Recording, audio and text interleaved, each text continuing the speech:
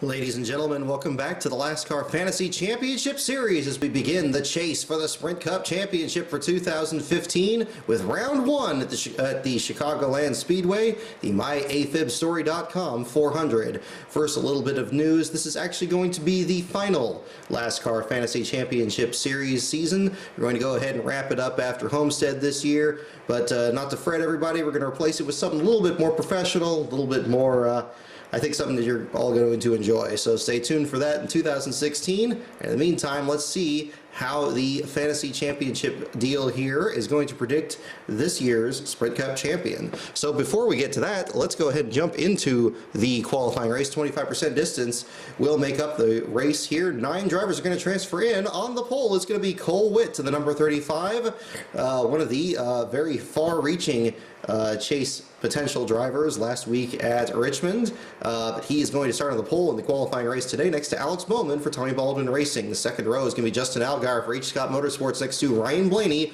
returning to the Wood Brothers from position number 4. Third row is going to be Matt DiBenedetto for BK Racing, along with Travis Quapple, who now jumps into the Motorsports Group's number 30. Brett Moffitt and David Gillen, the Front Row Motorsports teammates, start in row number 4. Row 5 is going to be Landon Castle for Hillman Smith Motorsports and Jeb Burton in BK Racing's number 23. Brian Scott starts number 33 in the 11th spot next to Timmy Hill in the Premium Motorsports Chevrolet number 62. Then there's going to be Michael Annett and J.J. Yaley in the 7th row. 8th row is going to be Michael McDowell and Reed Sorensen in car number 98, the other Premium Motorsports machine. Running at the field, Josh Wise is back in the number 32 for Go Green Racing. And we're about to go green this time by with a 25% distance, 66-lap race. Top 9 drivers transfer in. The green flag comes out. Cole Witt leads the way, and the 9th spot now belongs to Jeb Burton. And we have a caution now for the first time. Looks like Timmy Hill in trouble. And indeed, there is problems for the 62. Oh, big time problems. He slams into the back of the fence there. Running right next to his teammate. Backs it into the fence. Very hard damage to the rear of the number 62 Chevrolet. Landon Castle just got by, and he still keeps going, however, and makes it to pit road. And we are under caution for the first time today after 7 laps. Green flag about to come out, and there it is. The lead changes to Alex Bowman up front. Brian Scott is now second. Matt DiBenedetto in third. Reed Sorensen in fourth. Transfer spot belongs to Justin Algar, who now moves up, and Josh Wise is the transfer spot. Now Brett Moffitt. J.J. Yaley trying to get in. He's only a 1/10 of a second behind. Now he is in, and Michael Annett is out, and Michael Annett is back in as Yaley now falls back to the 12th spot. 30 laps complete, heading to halfway. Alex Bowman your leader. Brian Scott in second. Everybody is gapped back about 5 seconds back from third on back with Matt DiBenedetto in third. And now he crashes, and we have a caution out on the track. Terrible break for Matt DiBenedetto. Transfer spot now belongs to Michael Annett. There he is. And oh my goodness, looks like he and David Gillen got involved. Oh my goodness, terrible break for him. Again, next to the number 98, who again avoids trouble there in turn number 2. DiBenedetto backs into the fence. 26 tries to get by. Oh, and the 38 just kisses him on the outside. Terrible break for the number 38 as well. Matt DiBenedetto now falls to the back of the field. The last car running, he has 20 laps to go. Brian Scott takes a daring stab for the lead on the restart on lap 46. Scott leads Sorensen. Alex Bowman back to third. Transfer spot is now, and ooh boy, it was Brett Moffitt for a second, and now Ryan Blaney falls out with engine problems inside the final 10 laps. That's going to open up a spot. David Gillen is back into the 9th spot after that incident earlier. Moffitt has to try to get back in. He gets back into the white flag, and he gets squeezed out at the checkered flag. Justin Algar edges Brett Moffitt, but it's Brian Scott taking the checkered flag. Reed Sorensen in second. Alex Bowman in third. Jeb Burton in fourth. Travis Quapple in the 5th position. 6th spot goes to Josh Wise. 7th for Michael Annett. 8th for Michael McDowell, and 9th for Justin Algar. Terrible break for Brett Moffitt. He just barely gets squeezed out of the field, but that's how it happens here. Let's look at the rest of the field and find out where everybody else shook out. The pole sitter Cole Witt ends up 13th at the finish. He does not make the show, along with David Gilliland, who had that damage earlier. J.J. Yaley, Landon Castle, Timmy Hill, Matt DiBenedetto, and Ryan Blaney round out the field. 2 cautions, 2 lead changes, margin of victory, a healthy 1.8 seconds. And that is how that shakes out. So let's go ahead and slot these drivers in to the main event and find out what is going to happen in the main event, the 267 lap race, the first round of the chase, the myafibstory.com 400. So first of all, we have, as you can see, all the chase drivers are indicated by the -C after their names, so you can follow them along in the list, just like last year. We're going to slot in the remainder of the field, 98, then the 7, and then the 23, and then the 30, the 32, and then you have the 46, the 95, and rounding out the group will be the 51, and there's your field of 39, which will be 38 once my car pulls off. And we're gonna jump right into it. Where's the lineup? There it is on the pole. A chase driver boy, let's try that again. A chase driver first 4 positions for the race at Chicagoland. On the pole is going to be Dale Earnhardt Jr., the fan favorite, alongside Denny Hamlin in the FedEx Toyota. Second row is going to be Brad Keselowski alongside Jamie McMurray in the 4th position. McMurray in his first ever chase. AJ Allmendinger starts 5th next to Danica Patrick. Good run for her. Michael Annett comes back from his last place finish to start 7th. Then there is Joey Logano, the Daytona 500 winner. Tony Stewart and Aric Almirola. Almirola so close to making the chase, but he's still going to start 10th today at Chicagoland. Then you have Trevor Bayne and Ryan Newman, Casey Kane and Kyle Larson, Jimmy Johnson and Josh Wise, Reed Sorensen and Ricky Stenhouse Jr., with Carl Edwards and Alex Bowman rounding out the top 20. And the 11th row is going to be Clint Boyer alongside Brian Scott back in the number 33. Casey Mears starts 23rd next to Kyle Busch back in the number 18, and way back in the field in the 24th spot, David Reagan and Sam Hornish Jr. start behind them, with Justin Allgaier and Jeff Gordon in his final Chicagoland start will start the 28th position. Travis Kvapil and Martin Truex Jr. round at the top 30. Then there's Jeb Burton and Austin Dillon. Kurt Busch is going to start way back in 33rd, and then 3 more chase drivers right at the back of the field there. You have Matt Kenseth in 34th, and Paul Menard next to Michael McDowell, and the last one, once again, like last week, is going to be Kevin Harvick, who starts next to Greg Biffle in the final row. So without any further ado, let's go ahead and jump into this and find out what's going to happen in 267 laps. Who is going to take the first advantage of the chase for the Sprint Cup Championship? We will find out. Green flag in the air. Dale Earnhardt Jr. leads. Danica Patrick working on him for second. Mechanical problems for Ricky Stenhouse Jr. and electrical issues for Reed Sorensen. They're both out of the race already.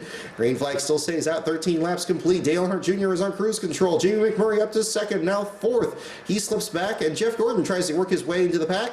Kevin Harvick is still mired at the back of the field, back in 36th. Terrible break for him. He's the defending champion, trying to get back into this contention. The leader remains Dale Earnhardt Jr., 1/10 of a second back to Jamie McMurray. Aric Almirola is looking good, up to the 3rd position.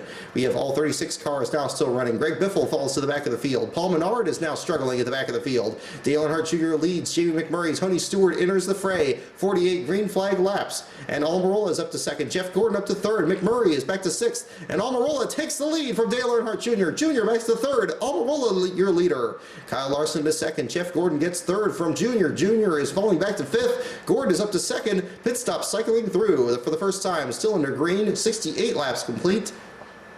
71 laps complete now. Everybody's still in the lead lap as the green flag has remained out in this event. 77 laps complete with Almirola leading. Jeff Gordon in 2nd, Kyle Larson in 3rd, Tony Stewart 4th. Michael Annett now gets up to 4th. He's having an excellent run today. Annett trying to get the 4th position from Tony Stewart. He does, and he wants more. And now we have Travis Kvapil on pit road. He's 3 laps down, and we have a caution for the first time today, and it looks like Jeb Burton in trouble on lap 96.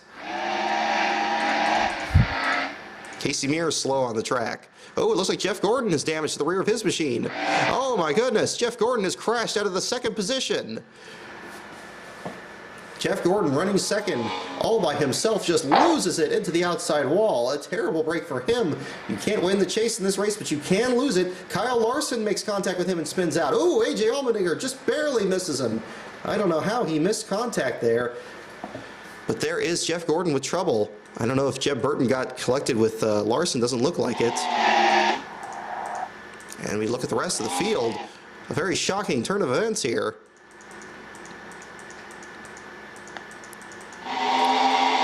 This field remains under the green flag. There is Travis Kvapil with damage from earlier. There's him backing into the wall in lap 87. It's on the opposite end of the track there in turn 1. Backs into the outside wall. Ooh, very hard damage. Surprised that did not bring out a caution. Perhaps some debris out there that Jeff Gordon ran over that caused him to spin out on the opposite end of the track. But regardless, we have a reversal of fortune there with Gordon 1 lap down. Travis Kvapil now 2 laps down. Ryan Newman is now your leader, and Kyle Busch in second. Kyle's trying to get the lead. Sam Hornish gets it for both of them. Kyle Busch falls to second, and Tony Stewart now enters the fray. AJ Allmendinger to second. Annette still in third. Hornish to fourth. Dale Jr. in fifth. Now he's up to fourth. Allmendinger out with gearbox problems. Brian Scott a lap down. Stewart takes the lead. Michael Annette. Annette and Stewart trying to wrestle the lead from each other as McMurray tries to close in from the 2 seconds back in third. And McMurray is closing in big time as Annette and Stewart continue to fight for the lead. And the caution comes out right when Stewart gets the lead. Caution comes out. Let's see who is involved. Looks like maybe Brian Scott and Travis Kvapil. Ooh, Casey Mears is damaged. No, it's Mears and Truex. Truex, another chase contender.